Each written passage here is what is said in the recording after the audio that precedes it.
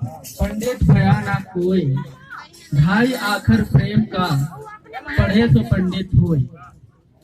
सदगुरु आए लोक से, दे धरी जग आए, जीवन बंद छुड़ाए के, बंदी चोर कहाए। हे कृपा सिंधु दीन दयाल, दया के सागर, समर्थ सत्य पुरुष स्वरूप, घट घट के अंतर्यामी, मेरे हृदय मंदिर के आराध्य श्री सदगुरु कबीर साहब के पावन पवित्र चरण कमलों में कोटि कोटि बंदगी करते हुए पूज्य संत समाज एवं साहब के दूर दराज से पधारे हुए नेमी प्रेमी भक्तजनों को हृदय पूर्वक कोटि कोटि साहेब बंदगी साहेब।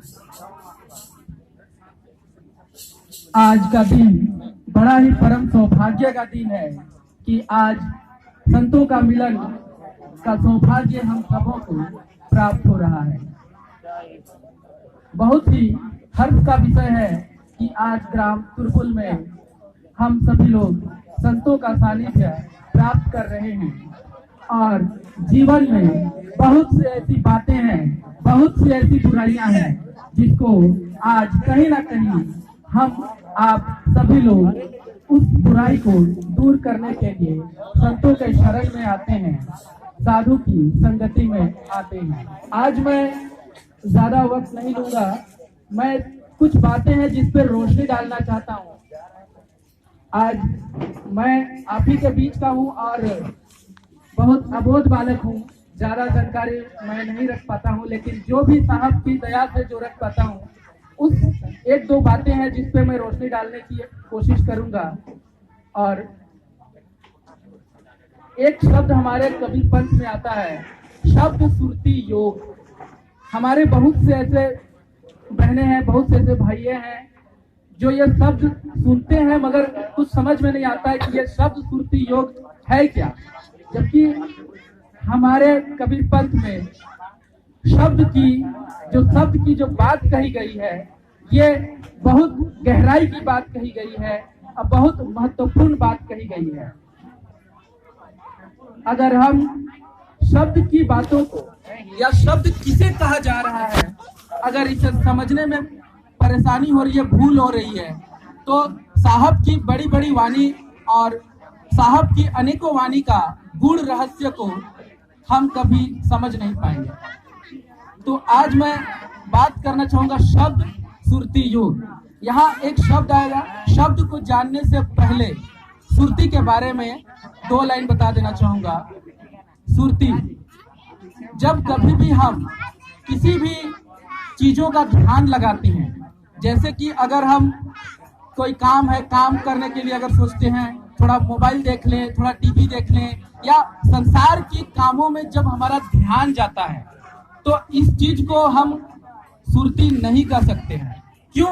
क्योंकि संसार से अंदर में हमारा ध्यान भटक रहा है, हमारा मन भटक रहा है, तो इसे हम ध्यान कह सकते हैं। लेकिन सुरती हम उसे तभी कहेंगे जब हमारा ध्यान इस संसार से परे अमर लोक, जहां हमारा निज घर है, वहां पर हमारा ध्यान जब लगता है तब हम इसे सुरती कहते हैं। एक महत्वपूर्ण बात इसमें यह भी है कि सुरती जब भी लगेगा हमारा मन बीच में टांग नहीं अड़ाएगा। जब कभी भी अगर आप ध्यान लगा रहे हैं परमात्मा को, सत्य पुरुष को, और आपका मन बीच में टांग अड़ा रहा है तो आप जान लीजिए कि आपका सुरती ये लगा नहीं है, ये पक्का सुरती बिल्कुल नहीं लगा है। जब साहब से सुरती लगती है तो खुद में और साहब के बीच में कोई भी रुकावट नहीं आती है, और जब ये सुरती लगती है तब हम इसे सुरती कहते हैं। अब बात करता हूँ शब्द की। शब्द जो है, जैसे कि अभी मैं बोल रहा हूँ, कोई भी वाक्य को बोल रहा हूँ, कोई भी चीजों को बोल रहा हूँ, तो कहीं ना कहीं शब्दों से मिलकर बना है।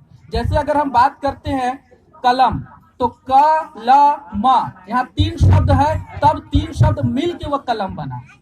तो उसी तरह से कलम में ये क ल म, ये क एक शब्द है, ल एक शब्द है और म एक शब्द है। कहने का मतलब कि कलम बनने के लिए शब्द उसका आधार है, शब्द उसका मुख्य बिंदु है। अगर शब्द नहीं रहे तो फिर कलम का बनना नामुमकिन है, फिर हम नहीं कह सकते हैं कि कलम बना हुआ है। तो यहाँ पर शब्द बहुत महत्वपूर्ण है।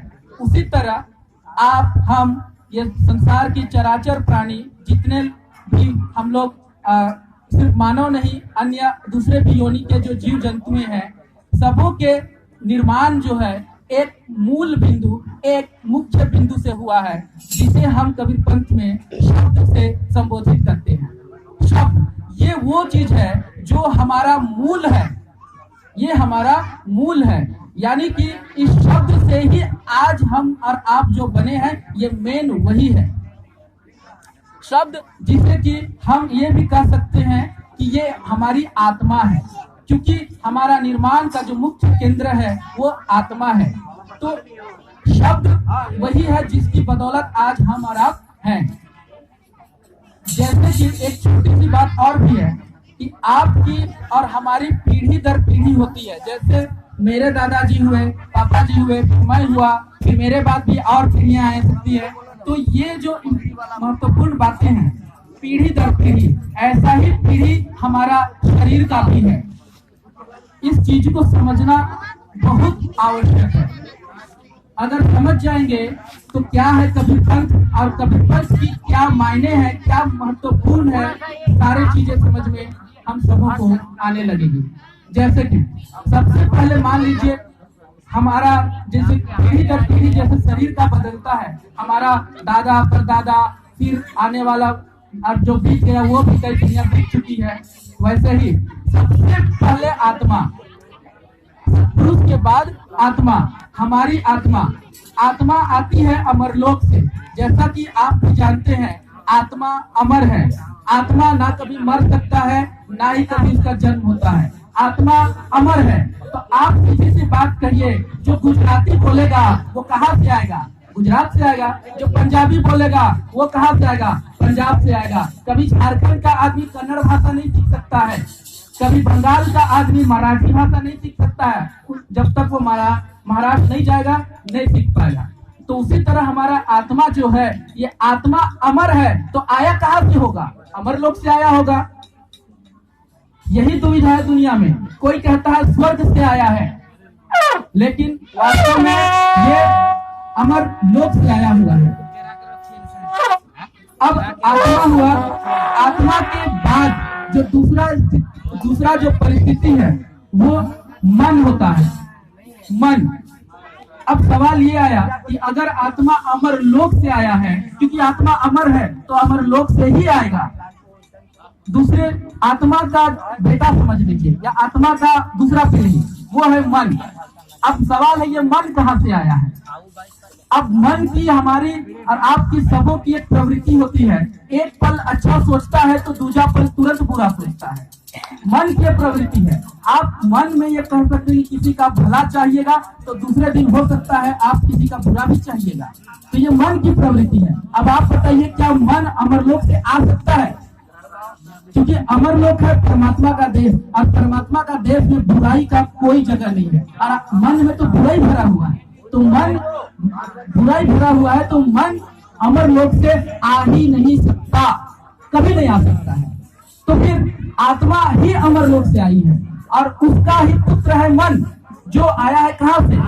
ये आया है आपका स्वर्ग से और नर्क से। अच्छा विचार जब मन आता है, तो क्योंकि मन स्वर्ग में भी रहा है, तो स्वर्ग में अच्छी चीजें होती है, इसलिए मन को कभी अच्छा विचार आ जाता है। लेकिन वही मन नर्क में भी कभी रहता है, तो फिर उसी मन को कभी बुरा विचार भी आता है। तो आत्मा आई अमरलोक से, मन आता है स्वर्ग और नर्क दोनों से। इसीलिए मन में अच्छा और बुरा दोनों विचार आता है। तो आत्मा हुआ प्रथम पीढ़ी, दूसरा पीढ़ी हुआ मन, अब तीसरा पीढ़ी क्या हुआ? वो हुआ शरीर। और ये शरीर हमें कहाँ से मिलता है? मृत्यु लोक से मिलता है, यानी इस धरती से मिलता है। और इस शरीर में जो मिला, क्योंकि हमारी शरीर 5 तत्व, 25 प्रकृति और 3 गुण से मिलकर बनी होती है, जिसकी वजह से हमारे शरीर में बुराइयों का आना स्वाभाविक है। अगर हमारे में अग्नि तत्व है तो हमारे में आलसी का गुण आएगा ही, क्रोध का गुण आएगा ही, अगर हमारे शरीर में जल तत्व है तो लोभ का गुण, लालच का गुण आएगा ही। इसको आप बदल नहीं सकते। अगर आज कोई इंसान कहता है कि मैं लालची नहीं हूँ, मैं लोभी नहीं हूँ, मैं मान ही नहीं सकता, क्योंकि उसके शरीर में वो 5 तत्व है, तो उसके अंदर भी लोभ, लालच, आलसी, निद्रा अवश्य होगा। लेकिन सवाल यह है कि इसको रोके कैसे। तो जो 5 तत्व जो शरीर मिला वो धरती से मिला, मृत्यु लोक से मिला। तो आप इस शरीर का एक पीढ़ी ऊपर जाइए, तो जब ये शरीर के एक पीढ़ी ऊपर जाएंगे तो हमें मिलेगा मन। तो हम सोचेंगे क्या हमारा आलसीपन को, लालचपन को, लोभी है उसको, क्या इसको हम मन से कंट्रोल कर सकते हैं? तो फिर मन भी इसमें असंभव होगा। क्यों? क्योंकि मन को भी कंट्रोल करने वाला होता है आत्मा।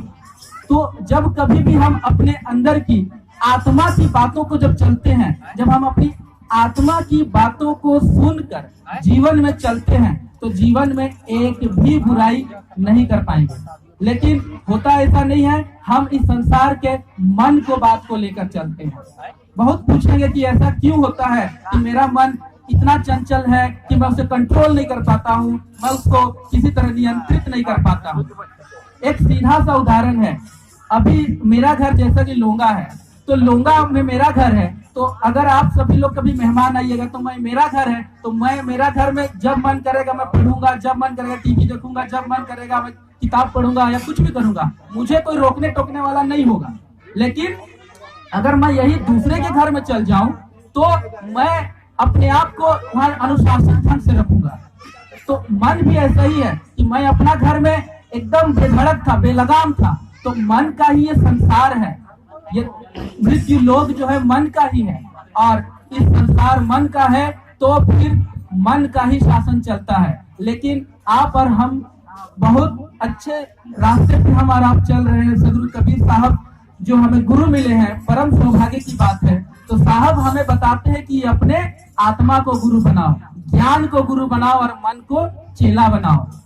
तो यही जो है, अगर सिद्धांत को हम लेकर चलते हैं तभी मन पे हमें कंट्रोल मिल सकता है। तो बात हो रही थी, आत्मा पहली पीढ़ी है, मन दूसरी पीढ़ी है और शरीर तीसरी पीढ़ी है। आत्मा अमर लोक से आई है, मन स्वर्ग और नरक से आता है और शरीर इस धरती से मिला होता है। तो आप खुद समझ लीजिए कि आपका मूल जो आपका आत्मा है, जिसको मैंने शब्द कहा था, वो आत्मा कहाँ से आया है। अब आप खुद विचार कर लीजिए।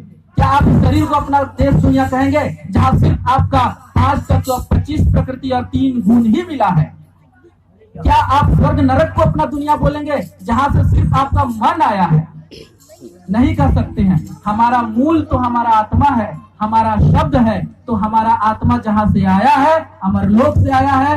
इसीलिए हमारा देश, हमारा निज घर अमर लोक ही है। दूसरा कोई भी जगह इस दुनिया में हमारा नहीं है। ये काल का देश है, सभी जानते हैं। और इस संसार में हमें साहब सतपुरुष की भक्ति करनी है और वही हमारा निज घर है। जब हम अपने अंदर के आत्मा को देख लेंगे, जब हम अपने अंदर के आत्मा को देख लेंगे, तभी हम दूसरे जीव के अंदर के आत्मा को देख सकते हैं। और जब हम अपने अंदर के सदगुरु कबीर साहब का दर्शन कर लेंगे, तभी हम दूसरे जीव के आत्मा में जो सदगुरु कबीर साहब बसे हुए हैं उनका दर्शन कर सकते हैं। लाली तेरे लाल की जित देखो तित लाल, लाली देखन मैं भी हो गई लालम लाल। इसका मतलब ये है कि संसार में जिसको भी देख रहे हैं वो सारा सत्पुरुष है, सत्पुरुष का स्वरूप है। समय का अभाव होते हुए मैं अपनी वाणी को यही विराम करता हूँ। अगर कुछ त्रुटिपूर्ण मेरी बातों में रह गई हो या मुझसे भूलवश कुछ अपशब्द कहा गया हो तो मैं हृदयपूर्वक आप सबों से क्षमा प्रार्थी हूँ। एक बार फिर से साहेब बंदगी साहेब। तो उदित मुनीनाथ साहब हमारे नवोदित वंश गुरु आए हैं, इन्होंने एक नारा दिया है, ये मुझे बड़ा पसंद है नारा। आप लोग को भी अगर पसंद आए तो घर में जरूर एक बार करें। 1 2 3 4 साहेब बंदगी बार बार, 5 6 7 8 रोज आती संध्या पाठ, 9 10 11 12 सदगुरु कबीर पीर हरो हमारा, 13 14 15 16 सदगुरु कबीर साहब ने सबसे बोला, 17 18 19 20 सदगुरु कबीर साहब के चरण में नवाऊं शीश। साहेब बंदगी साहेब।